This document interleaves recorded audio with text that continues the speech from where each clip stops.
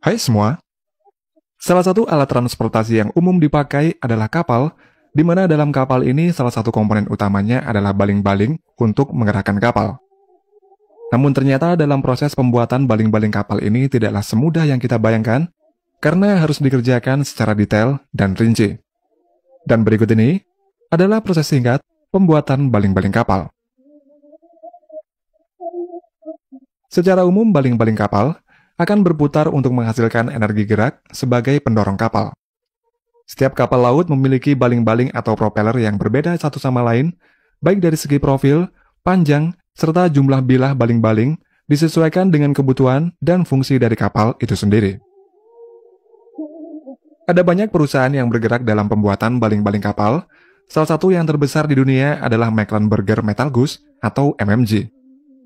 Perusahaan MMG ini berasal dari Jerman yang sudah berdiri sejak tahun 1875, dan setiap tahunnya MMG ini dapat memproduksi 30-40 propeller.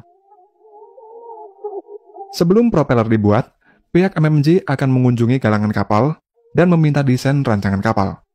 Setelah itu, desain tersebut kemudian diberikan ke tim khusus untuk dibuat kapal dengan skala model berukuran kecil yang terbuat dari kayu.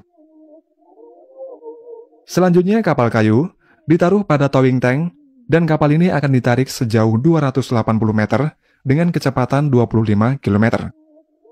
Dari pergerakan tersebut, kemudian akan dianalisa arus air yang bergerak menuju tempat propeller di bawah kapal tersebut, dan kemudian data dari arus air ini akan dimasukkan ke dalam komputer. Setelah itu, dibuat desain propeller berdasarkan data dari komputer pada hasil analisa di towing tank tadi.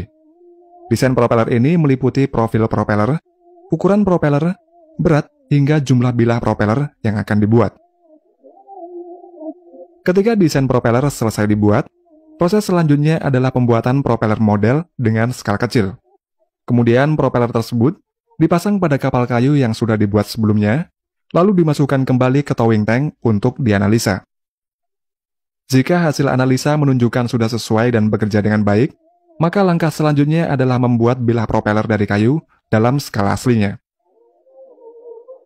Setelah bilah propeller yang terbuat dari kayu ini sudah dibuat, maka kemudian dibawa ke tempat pembuatan cetakan. Propeller kayu ini lalu diberi semen yang dicampur dengan pasir kuarsa sehingga setelah mengeras akan membentuk cetakan. Untuk selanjutnya adalah proses casting atau penuangan logam yang sudah dilebur ke dalam cetakan yang sudah dibuat sebelumnya. Dalam prosesnya, beberapa material logam dimasukkan ke dalam tungku induksi untuk dilebur. Material logam tersebut diantaranya adalah tembaga, aluminium, nikel, dan besi, sehingga setelah melebur nantinya akan menjadi bronze alloy. Proses peleburan material dalam tungku induksi ini menggunakan suhu dengan temperatur 1150 derajat Celcius. Sebelum proses casting, cairan logam di dalam tungku akan diambil sampelnya untuk dianalisa apakah mengandung hidrogen atau tidak. Karena jika mengandung banyak hidrogen, akan membuat gelembung-gelembung pada propeller ketika selesai proses casting nanti. Sampel tersebut juga diuji untuk tes kekuatan. Pada tes kekuatan ini, sampel akan diberi tekanan sebesar 10 ton. Dan ketika lolos uji, kemudian cairan logam pada tungku dituangkan ke dalam cetakan, yang mana dalam proses casting ini hanya memakan waktu setengah jam saja. Setelah semua cairan logam dimasukkan ke dalam cetakan, kemudian dimasukkan bubuk khusus yang bertujuan untuk mencegah suhu di dalam cetakan ini tidak terlalu cepat menjadi dingin. Selanjutnya, cetakan dibiarkan mendingin selama 2 minggu, dan ketika sudah mendingin, cetakan akan dihancurkan dan propeller diangkat. Setelah diangkat, propeller kemudian masuk dalam proses grinding, di mana propeller akan dikikis menggunakan mesin gerinda sampai membentuk profil yang telah ditentukan. Dalam proses pengikisan ini, harus dilakukan dengan hati-hati agar permukaan propeller tersebut tidak terlalu banyak terkikis. Setelah selesai proses grinding, propeller akan masuk dalam proses polishing, yaitu pemolesan pada propeller yang dilakukan secara manual oleh para pekerja.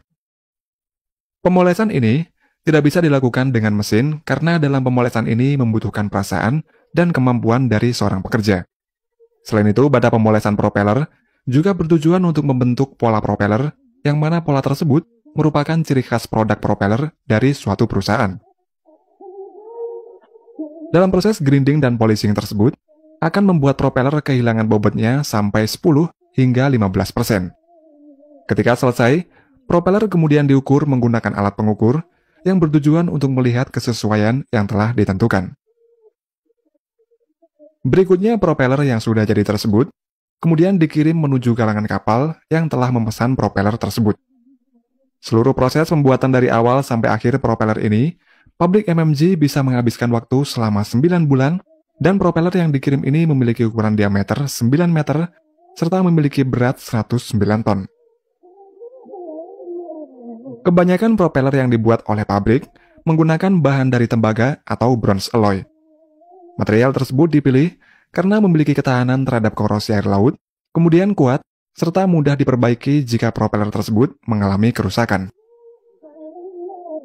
Kerusakan pada propeller dapat disebabkan oleh beberapa hal, seperti terkena benturan atau kerusakan akibat fenomena kavitasi.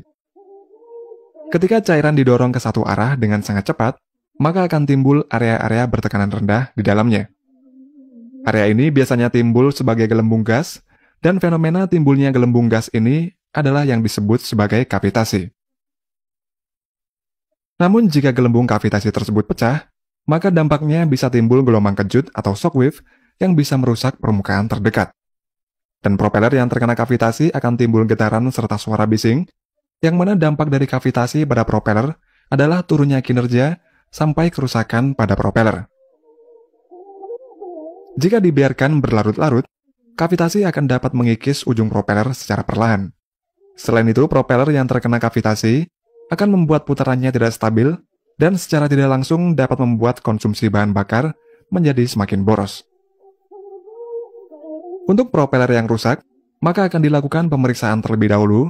Selain itu juga dilakukan pengukuran dari diameter propeller, profil propeller, dan lain-lain.